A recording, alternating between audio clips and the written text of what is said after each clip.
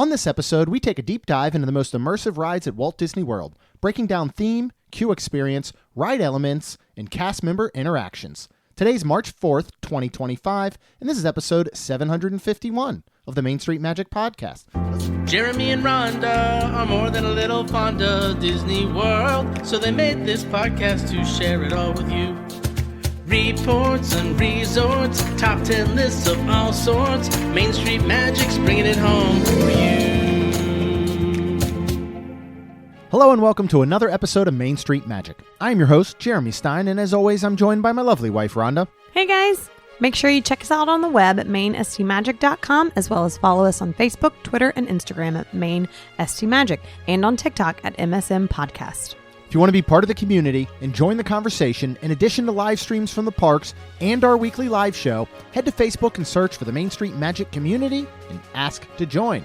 And don't forget to hit the subscribe button so you can get brand new episodes every Tuesday and Friday.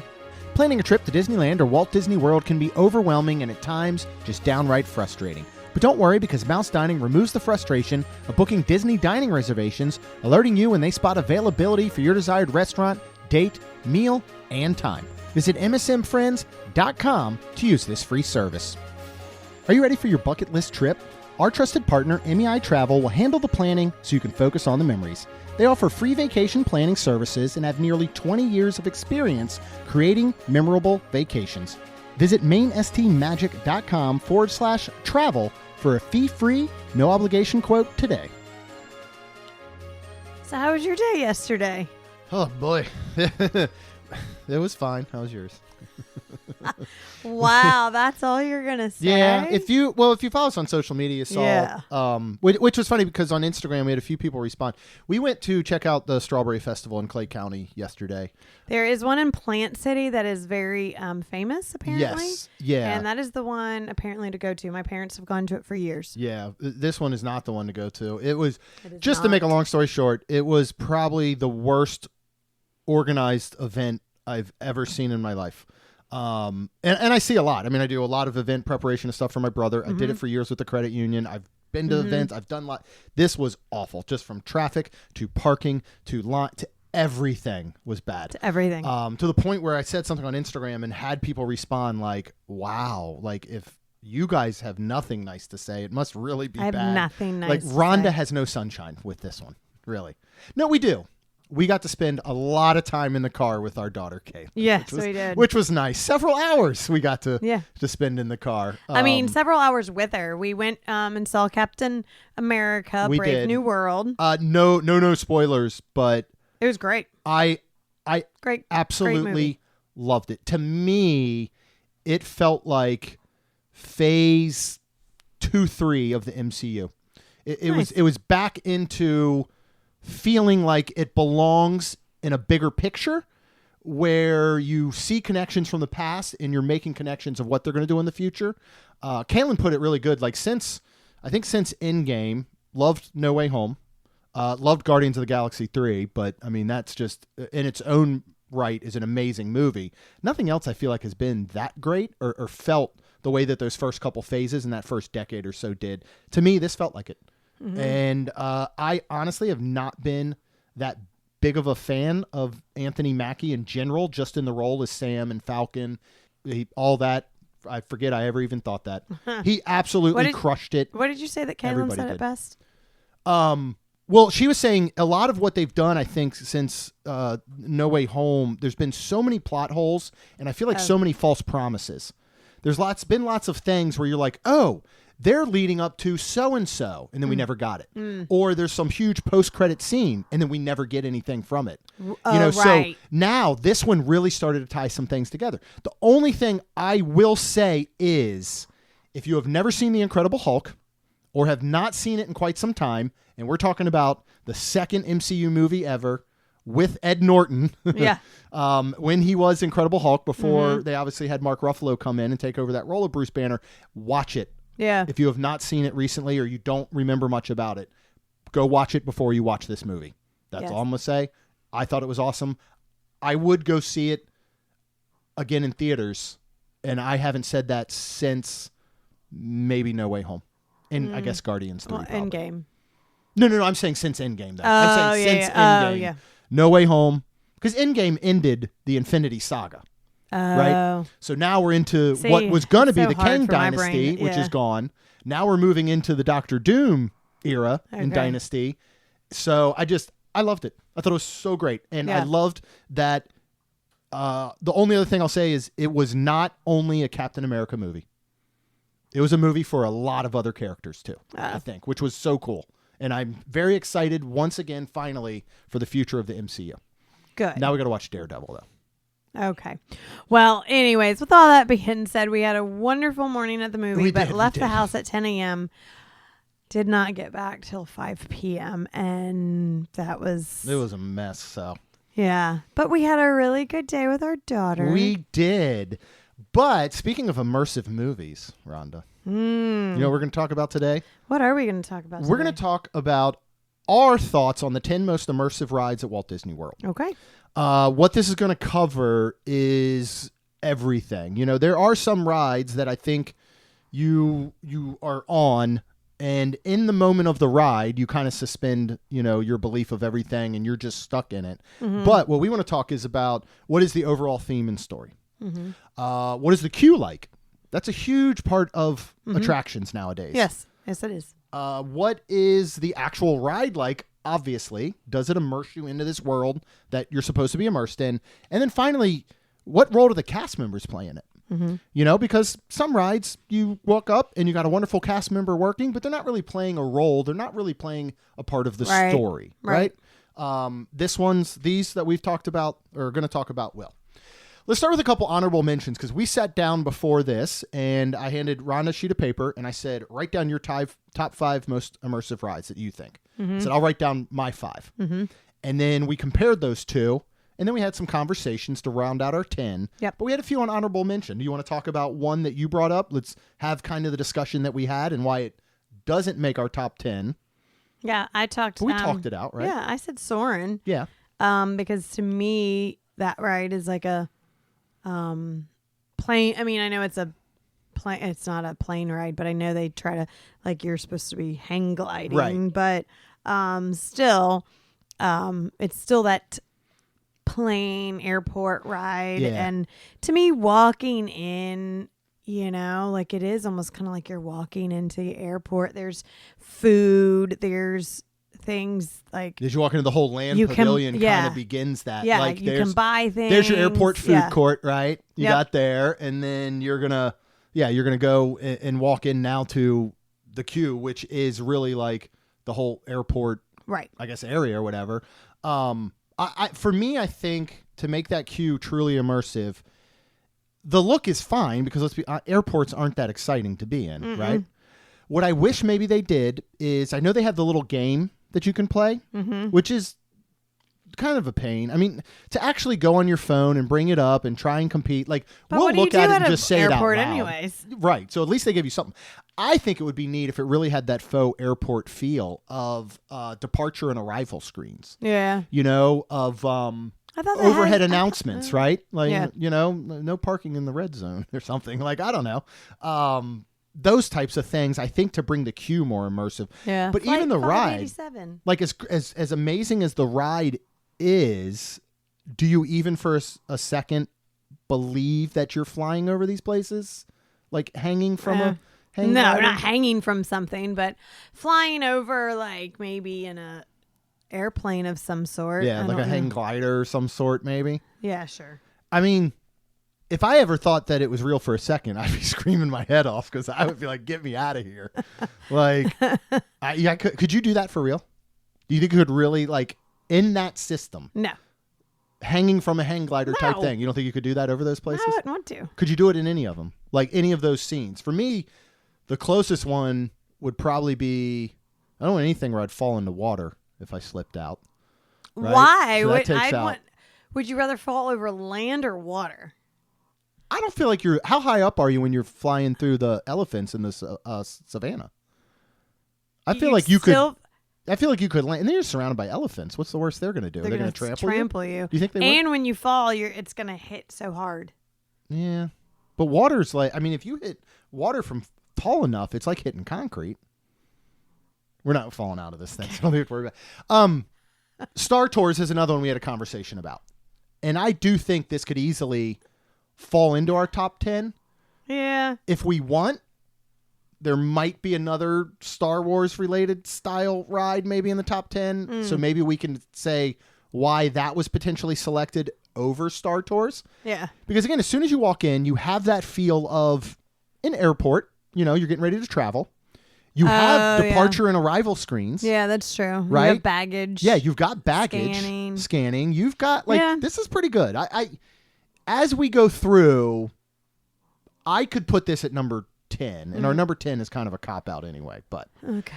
Before we get on to that count, how do you feel about Kilimanjaro? You know, I mean, it's not quite what it used to be when it first opened, and because it was all about poachers and a mama elephant and baby elephant, and you were basically going to find the poachers within. It had a whole storyline, right? But now you still have those TV screens where they're still talking about conservation. They're still talking about poaching. Yeah. You know, I mean, we've never been to the savannah on an actual safari. We could probably ask Jessica and Landon how well this compares. Yeah. But I do think you're pretty immersed when you're in there. I mean, you feel like you are riding through the savannah on a safari. You just feel, I think, much more protected. But yeah, I mean, still at the same time, a rhino could charge that truck at any time, I guess, right? I guess. I mean, we've stopped in the roadway. Yes, they have. We've had a tower of terror of giraffes, right?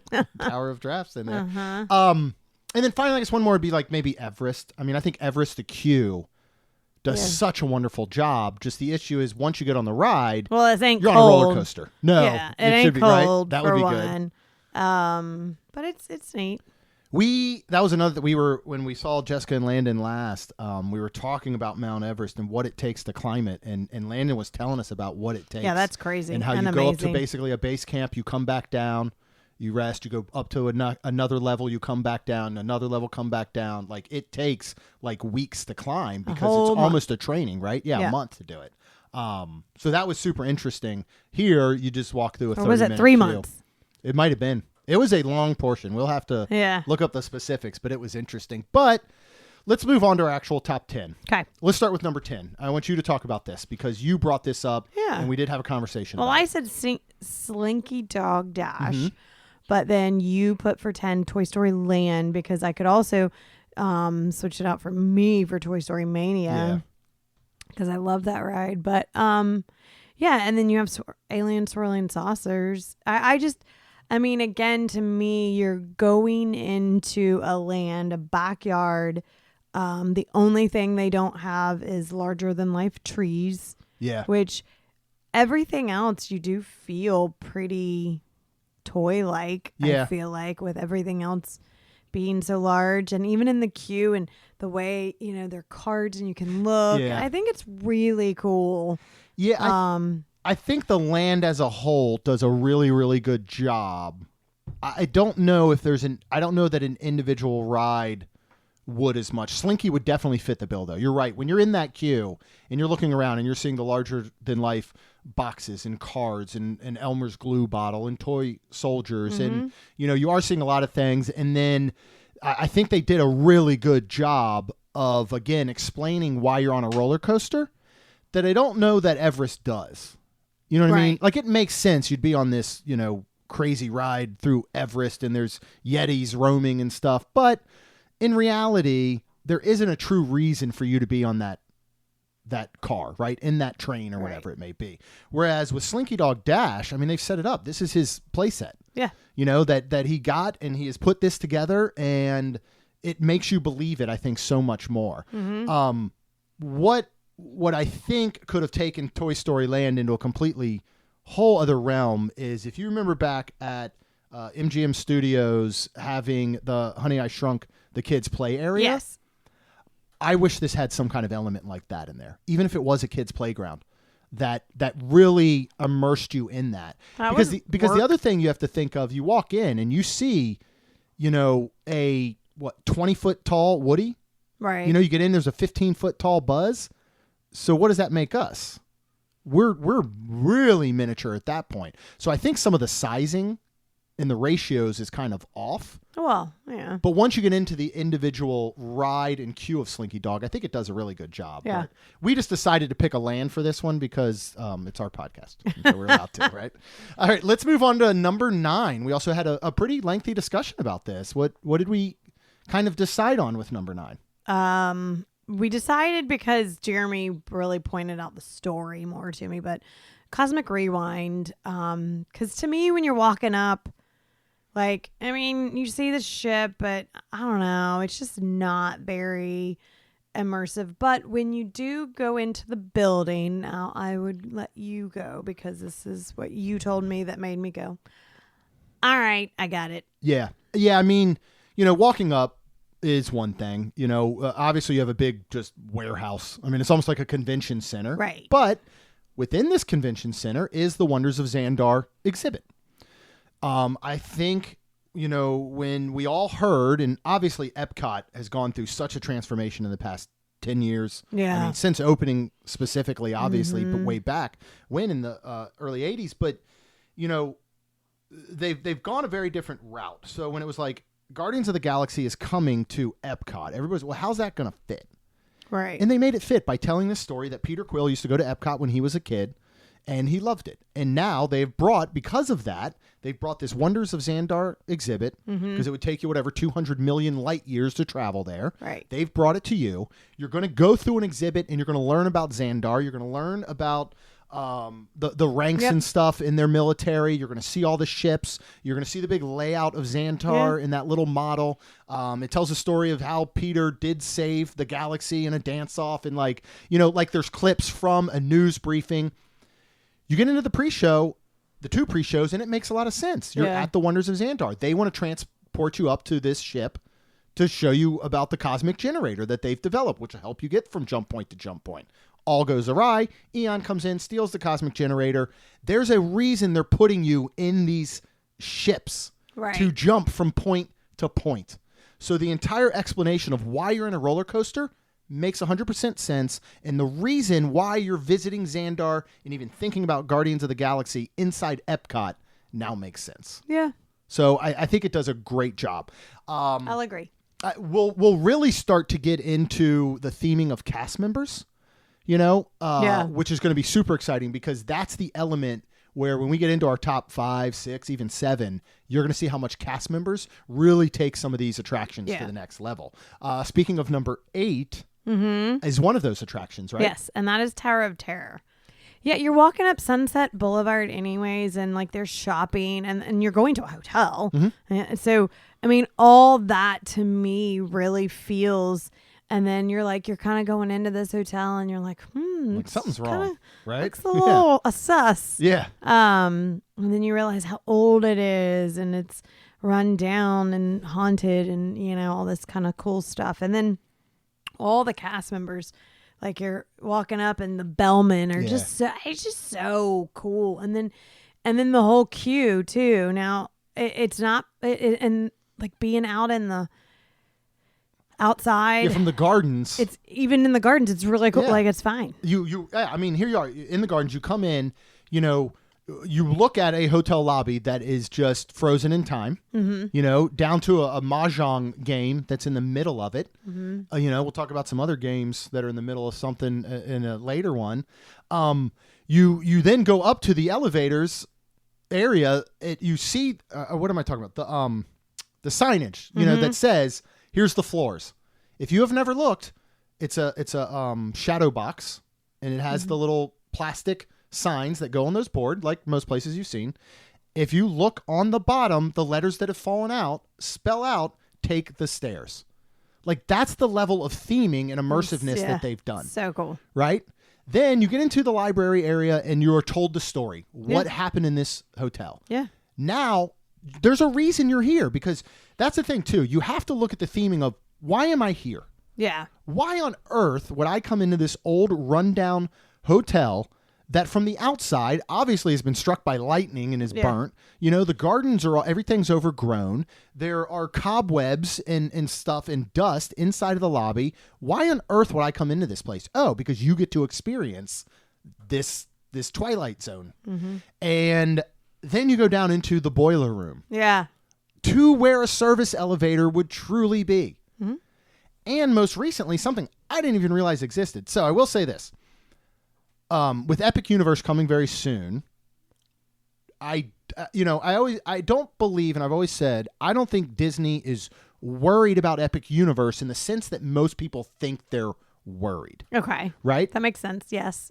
We've discussed that. They're not going to do a direct response to Epic Universe by saying, we're going to open a 5th gate. Right. We already know that. Look at all these lands that are coming. Correct. That is part of their response. Part of their response is everything they've done for the past decade. And if you don't think they've done a lot, then go ahead and send me a message. I'll send you a list of what has opened. But one of the things they're really starting to do is they're starting to go back on those little maintenance things, those little parts of rides that make a difference that you may not notice, but now you will. For example, nighttime, Slinky Dog Dash. Especially, I know for sure, as you come around that first launch, that takes you up. Rhonda knows what I'm saying because I'm using my fingers to draw a big thing in the air. There is a light within the track that follows you. It's back. Huh. Within Tower of Terror, in the boiler room, there is an area where there is water drippage that drips and collects down, I think it is, into a bucket. That's turned back on. So Disney is going back, and I think they're going, hey, guys, we have a list of stuff, of minor details and maintenance. The Yeti? The Just Yeti, kidding. I know. I mean, I think that should be the only response to Epic Universe is we're going to close Everest for a year, 2 years, whatever the heck it takes. We're going to pay Joe Rohde whatever amount of money it takes to come back and get a working Yeti in there. Well, first if of that means all, ripping out half the mountain, rip out half the mountain. Get let the me Yeti say back. something about that. I don't know. Would you even have time to see him work? Have you seen him work? No. You would notice. Okay. You will notice. Okay. It is that good. Oh. Especially for being that old. What have I always said about one thing I wish they would do at Velocicoaster? With, they have the dinosaur statues through the ride. Right. I wish there were animatronics that moved or took a swipe at you. Yeah. Now there I do agree. That might go by so quick you're not noticing it. You would notice the Yeti. Okay. You would notice when you're coming down there, you will see him swing. I'll show a YouTube video. It is unbelievable, especially when you consider how old it was originally developed. Correct. So it is. I do think that they're going back and they're starting to fix some of those minor things to bring the parks back to where they need to be. Right. As well as then going on and doing these other lands. Right. Because when I've seen some early, they're doing some team member previews and stuff over at Epic. I've seen multiple things saying that Monsters Unchained is just the greatest thing that's ever existed in theme parks. Wow. And I only think of that because we saw those animatronic movements, and that's what the Yeti used to look like and do. Those very fluid, just incredible. So we'll see how that's happening, but I think Tower of Terror, all the way down to that drop, you're in this cage service elevator, and as you're dropping, I just feel like you are really in it. Like you don't have time to think, is this real or not? Yeah. You're just wondering when the next drop or shooting you back up is going to come. Mm-hmm. So let's move on to number 7. This is another one we had a conversation about because we only get to experience this for another year. Yeah. And it's Dinosaur before it turns to Indiana Jones. Yes. Yeah. And it was funny because I was like, well, prior. And obviously with, everything in there with the games gone and this whirling devil. All Dino Land. Just kidding. Torn to the ground. Yeah. But you walk in again to the land of the dinosaur, a whole bunch of dinosaur stuff, and then you walk up to, and you're going to be transported back to the dino time, and it's very plausible and I feel like that very real. You're around so many things. Yeah. So yeah, I mean, this is another one that I almost would compare to a Cosmic Rewind in the sense of we're in this welcome center that is showing us about dinosaurs, the history of it, fossils, all this stuff. We're supposed to go on a very simple look back, right? We're going to go back in time to the safe period of dinosaurs. Right. Same way. You're supposed to just go up and experience the cosmic generator and the way it works. Right. Things go a little bit awry, right? Right. Because instead, you're going to go back to collect the iguanodon, right? And Dr. Seeker is like, let's get into this one. Even though it's going to be dangerous, and it's kind of like really puts you in it then at that point. Yeah. So again, the story has a reason for you being there and why you're going through the entire thing. Right. So number 6 is, we had a conversation because you brought this up. Yeah. So I went we went after we had the discussion with Smuggler's Run. Let's put aside whether it is a good ride that works or not. You know what I mean? Like, let's just put aside people controlling it, people flying it, people being engineers, people being gunners and all that. Whether that goes well or not, put that aside. Let's talk about the fact, and this is what our top 6 are going to do. They're all part of a much larger land, specific land. Yeah. That the moment you walk into that land, it starts your immersion for this specific ride, whether you know it or not. Right. So the moment you walk into Galaxy's Edge, the immersion, the theme, everything starts, right? Yes. So you go through and you're seeing the little setup shops. Rise of the Resistance is there. You can't see a lot from the outside, but you go through the market area. That's super cool. Maybe before you got on Smuggler's Run, you were having a drink or something to eat at Oga's Cantina, right? So your story starts the moment you step foot in this land. Yeah. When you get to Smuggler's Run, again, this sets everything up. Hondo sets up. Why are you here? Why are you about to aboard the Millennium Falcon? What are you going to do on the Millennium Falcon? He tells you all of that. He designs all of that. And then, to be honest, as far as ride vehicles go, I'm just real quick off the top of my head, this has to be the most immersive ride vehicle that I personally have ever sat in. Like the specific vehicle portion only. Yes. You know what I mean? There's only 6 of you. Yep. You're in the Millennium Falcon. There's no doubt about it when you walk down those hallways, when you're in the waiting area. So cool. You take your seat, the buttons, the windows, like everything. This is just unbelievable. You are so immersed into it. The cast members throughout Galaxy's Edge do a really good job. Yes. Throughout, especially when you go somewhere like Oga's Cantina. So here you are, you're in Oga's Cantina, you're having a drink or something. You're getting a little bit of back talk from the cast member who lives on Batu, right? Stormtroopers may come walking through, right? After that, you leave to go to this mission. Yeah. Like, it's this entire developed story that is just, it's so immersive. And I think the only reason it doesn't go higher probably is because once it gets to the actual ride, it's super frustrating, right? Yeah. As long as you're a gunner or the engineers. The engineer, yeah. I like the engineer because when that's like the ship breaks, so then all these lights come on and you push these buttons because then you have other mechanical things that'll fix it. And I think that's the best part. But for me, that part takes you away from the visuals. You're so busy staring and mashing buttons to the right of you. But I'm still looking. I'm still and sometimes being able to do both. Yeah, but sometimes people don't want to look like, oh my God, I'm going to fly into something. Yeah, they shouldn't ride that then. Joke, but well, I'm only thinking of that. So I don't know. When we did Space 220, and you were waiting for the lounge bar area to walk up, because you only need one person to wait there. I went and rode Mission Space and went on the green side. Okay. What I like about now, again, awful ride. Possibly the worst in Walt Disney World. Possibly the worst in Central Florida. I'd rather, honestly, ride back to back on Small World than Mission Space for an enjoyment value. Okay. It is just as bad as I remember. Wow. But what I like is the screen is in your face, but so are the controls. They're to the left and right of the screen. They're below the screen. I'm there. I don't even know what I'm supposed. I'm just flipping switches, having a good time, like pressing buttons while I'm able to watch the whole thing. That makes sense. And I think that takes you away a little bit in Smuggler's Run. Yeah. Now, if you get 2 good pilots or you are a good pilot, this can be one of the best, most immersive rides in Disney. Yeah. But it shouldn't rely on that. It shouldn't rely on you doing a single rider and getting in there and you go, oh, there's 2 5-year-olds piloting. Awesome. And you don't even know them. If it's your own 5-year-old, it's fun. You're taking pictures, you're laughing. If it's somebody else, it's just like, come on, man. Like, fly this sucker.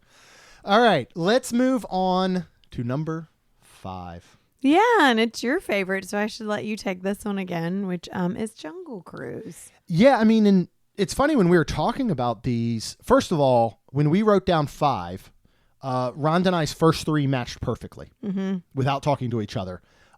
We both had, I think for number 4 and 5, we had the same ride, but it was flip-flopped.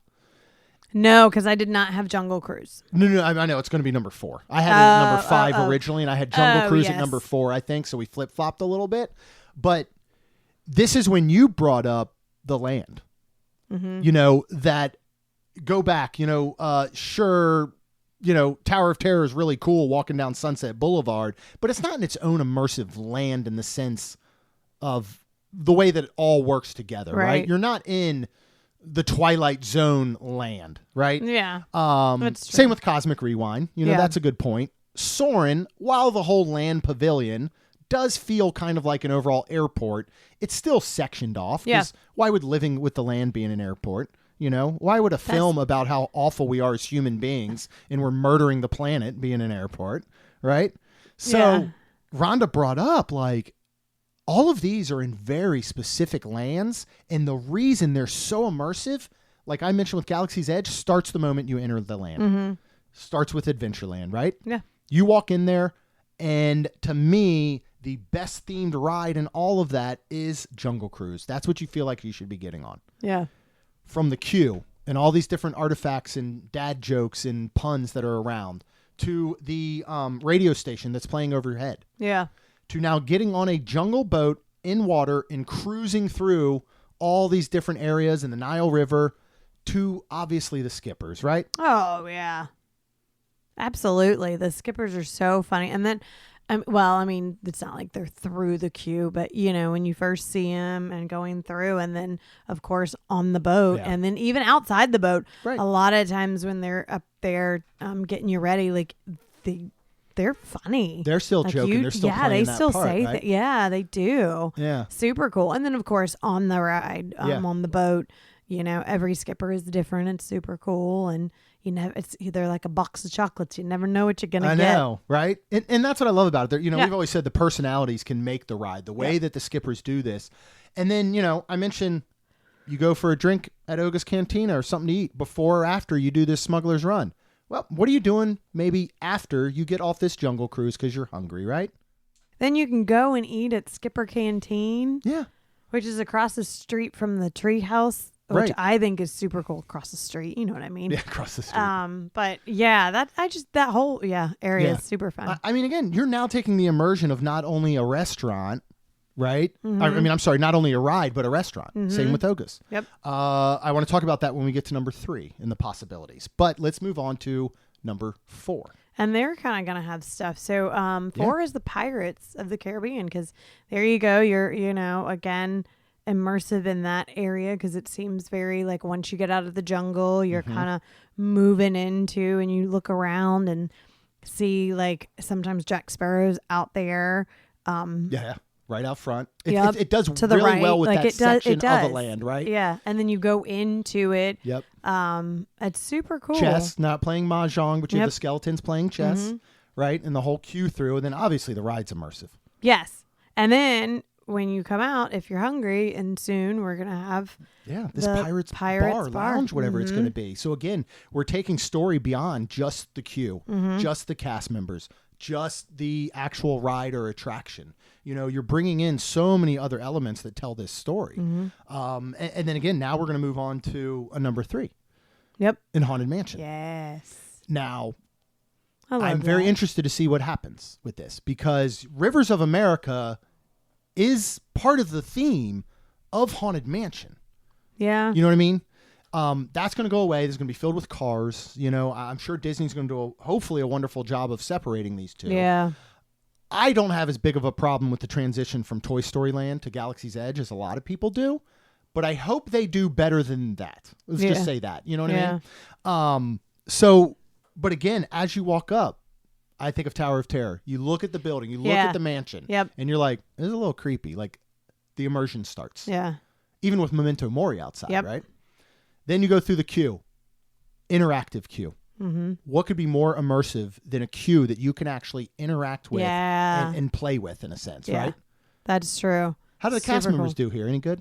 Oh my gosh. And I mean, all around, again, you know, from when you enter to, again, they're not through the queue, but when they go through and let you in, and like sometimes I'm like, thank you. And I'm like smiling, and they're just like, nope, keep on going, you know, like deadpan.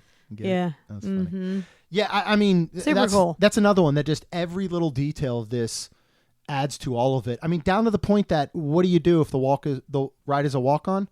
They put up it's a 13-minute wait. Yeah. Same with Tower of Terror they will do. That's never a walk-on though. But I mean, again, that's every tiny detail. So the moment you go up, I with the changes that are going to come to this area in Rivers of America and the way that Frontierland interacts now with Liberty Square, not having that transition of a Rivers of America, I kind of hope that they, and this would I'm sure would be after everything else is done, put their focus back on Liberty Square. Hall of Presidents is down now. We assume for its standard refurbishment. Every time there's a new president, they put that in. Now they can bring one back, and they probably have that animatronic sitting around somewhere. Maybe, I don't know. But I would like to see all of that area over into Columbia Harbor House. What if Columbia Harbor House now became a sit down, which it easily could be converted to, or quick service haunted mansion related dining establishment? I right? would so do that. So you almost start to bleed that theme out of haunted into there. And I don't know what you could do with Hall of Presidents if you take it away. I mean, it's no matter what ever happens from a political standpoint, it's history. You know what I mean? True. Enough history is already trying to be rewritten. Let's maybe keep some of it and go in and be able to see it. So I don't know what they could do other than bring the Muppets in there.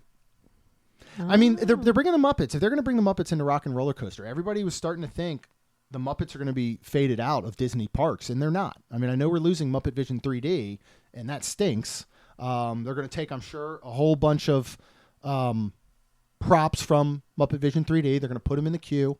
I believe I just saw this week they got some approved permits to start on the outside of Rock and Roller Coaster, whatever they're doing to the outside. Nice. They got the approval for those permits that they can do that. So, yeah, I think that could take that immersion in the way that we talked about Jungle Cruise. Pirates is getting its own bar. Galaxy's Edge with Smuggler's Run and going to Oga's Cantina. Yeah. Like, I want to go through a haunted house and then go eat haunted food afterwards, right? Haunted food. Haunted food. Okay. All right, let's move on. I'm guessing people know what our 2 and 1 are going to be. Yeah. Maybe they don't know the order. So let's go with number 2 because we both agreed on this without chatting about it first. Yes, we did. And we decided Flight of Passage. Again, you're walking into this land. It's, Pandora. And I mean, I think hopefully everybody's seen it or seen some type of it. Or you've seen the commercials, but it's just so cool. And then, I mean, right down to the queue, and it's a large queue and through this cavern. It's so cool. Yeah. I mean, think about that queue. How many sections you go through, right? Because you start in this cavern area. First of all, when you're outside, it's one of the very few outdoor queue portions that is still so immersive and because so beautiful. And it's gorgeous. You're the in waterfalls and the running would you call it like the gardens, and then you go into then the you go cavern. To the cavern. Then you then move there's into things the all outdoor in it too. area, right? That looks like it's outdoors before you move into, I guess would be the laboratory. Right. You got this big Na'vi floating. You have all these things going around. I mean, the attention to detail in this queue is absolutely unbelievable. Yep. I know it's been a while. I'm sure we've done top 10 queues. I don't remember where they fell. This is number 1 or 2, easy in that as well. Yeah. And then you get on the ride. Yeah. And, and if you don't look around. Yeah. If you really, truly don't. If you kind of look, you just look a little bit to your right or left because of the person next to you. It suspends your belief of what it really really does. It's incredible. It is. The ride still, when we ride it, makes me emotional. Like, it's just insane how immersive and in tune this ride is. Yeah. And then to the point of exit, where now you're going through a gift shop, but they've set up Wind Traders as more than a gift shop. Right. Because now it feels like a, what would it be? Like, it's the gear you need. Right. To be in Pandora. Right. So, and then you can eat. Right. And then you can eat. Then you have, we keep talking about eating. Yeah. Then you have a mess hall. Yeah. That you literally go to and you eat. Like, this whole section. And what I think with our top 2, you don't even have to know that Avatar was a movie You don't even have to true. know that any of it exists. That's you true. don't have to have ever seen this world. But you don't it's have to have super cool if seen you do. any of it. It is very cool if you do. They set this up so well through the pre-show, through all of that, telling you every reason why you're doing it. It is long and it's drawn out, but there's a reason for it. And it's all for that endpoint of putting you in belief that you're really flying on the back of this Banshee. Yeah. Which is the exact same thing that happens in number 1. The setup is what makes this ride even better than it already is. What's number 1? Rise of the Resistance. Yeah. Again, you're already in that land, and it's just so cool. But now that's a little different because, I like how you don't see it from the outside. Yeah. And then you go into It's truly hidden. It really is. Like it's supposed to be. Yeah. Right? And you go in, and all through the queue is so cool. Yeah. And then all of the pre-shows, which are the best pre-shows ever. If everything's working 100%, it is amazing. Yeah, I think there could be some conversation and some debate on when an attraction starts based on pre-shows. Correct. Right? This one feels like it starts soon as the moment you see they let you. BB-8. Yeah, yep, exactly. The moment they let you in that room, which is still pre-show. Yeah. You feel like this attraction has started. I did. Yeah. I'll never forget it. Because when we ship? Yep. When you walk out into the hangar with the stormtroopers, come on. There's nothing else like crazy. That. Now. And then all of the cast members, all of them, play so well to their parts. From beginning to of the nice people and everything, right, all the way to the mean people. Yep. Yeah, because outside you're part of the resistance, right? Yeah. So those cast members are very come on, let's get in here. They're on your side. Once you get in there, though, it's completely different. When you get to the interrogation section, those cast members are unbelievable. Yeah. You're literally interrogated by Kylo Ren before being rescued, where a lightsaber cuts through the wall. Now, what's going to be very interesting, again, is to see Epic Universe, because from everything I've seen and read, it's all done on the scale of Rise of Resistance for a lot of these rides. Like the Ministry of Magic, the Monsters Unchained. Now, obviously, when you go to things like Isle of Berk, those are much more face value, and for good reason. Right. But I think that we're gonna have a lot of Rise of Resistance moments in Epic Universe. I think that's kind of walking fun. Into some of these kind of exciting areas are going to be like this hangar, where you're just blown away. And then when you leave, you can go to Docking Bay 7. Right. You're right there. Or go over to Oga, right? We didn't even talk about Docking Bay 7 or Ronto Roasters earlier. And even to the moment, though, that your pod lands back here on Batuu. Yeah. Which, again, it is set up so perfectly. So perfect. I don't... Again, whether you think this is the best ride in Central Florida currently or not, I don't know how you could argue it's not in the top 3 best themed and immersive from beginning to end. Yeah. And that's why it wins. Well, and going back to, you had Star Tours as an honorable mention. Yeah. The hard part with that is I just wish it was somehow way closer or put with Galaxy's Edge. If you... Well, I don't know if they're still playing that end scene. You remember before Galaxy's Edge opened, there was the end scene that you landed in Batuu. Right. Yeah, I can't remember if that's still part of the rotation now that Batuu's open. Is it still? Yeah. I wish. I think the last time. I feel like it's been a while. I wish that you could land in Batuu in that ending scene of Star Tours, and again, as Rhonda mentioned, the space is the problem. Somehow walk out into Batuu. I hate to say it. You start in Hollywood Studios. Right. You land in Batuu inside Galaxy's Edge. If they could just, I don't think they obviously could, but almost just move it over or move it closer.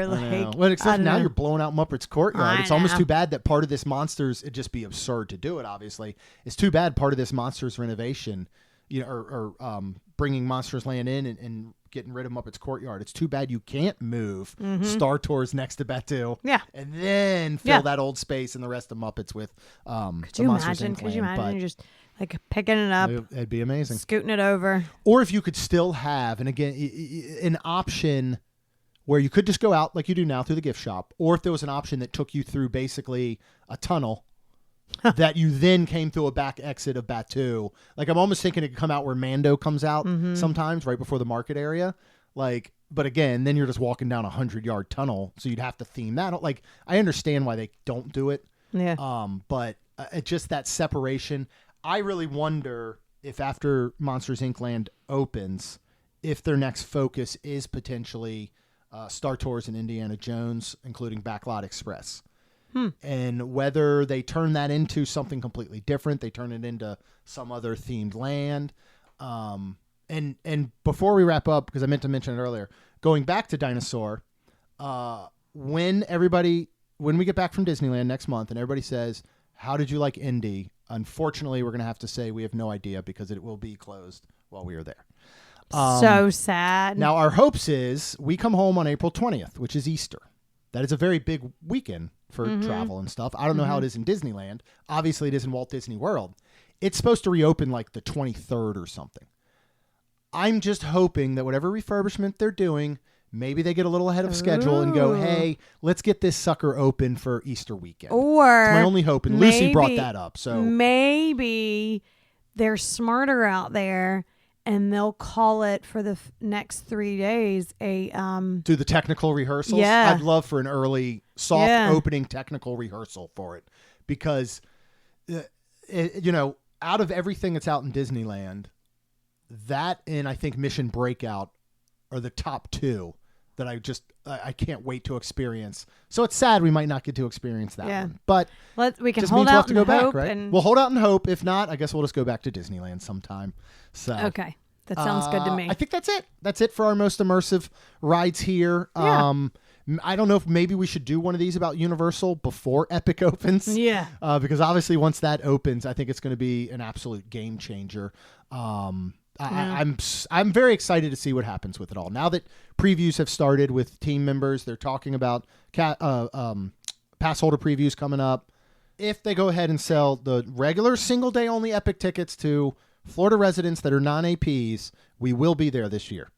Otherwise, we're just gonna play the wait and see game. But very excited to see what happens with Epic. Of course, if you would like to hear all of these things coming up, and we've got a lot of really cool stuff coming up. Yes, we Go do. ahead and hit the subscribe button. Get brand new episodes every Tuesday and Friday. And if you are ready for that next trip, of course, no matter where you want to go, our trusted partner, MEI Travel, will handle the planning so you can focus on the memories. They offer free vacation planning services and have nearly 20 years of experience creating memorable vacations. Visit mainstmagic.com/travel for a fee-free, no-obligation quote today. And of course, both Rhonda and I would be super thankful if you could please leave us a rating and review. Because it helps our show grow. That's all we've got.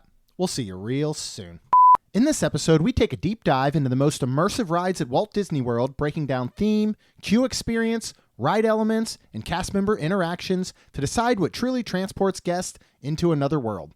Today's March 4th, 2025, and this is episode 751 of the Main Street Magic Podcast. And that was the longest intro ever. I'll probably break that down and cut it later. That was a lot, right? It's like, holy moly, that was a whole paragraph. I'll do it. Let's see. Let me try another one. In this episode, we take a deep dive into the most immersive rides at Walt Disney World, breaking down theme, queue experience, ride elements. Oh my lordy. Jeremy and Rhonda are more than a little fond of Disney World, so they made this podcast to share it all with you. Reports and resorts, top 10 lists of all sorts. Main Street Magic's bringing it home for you.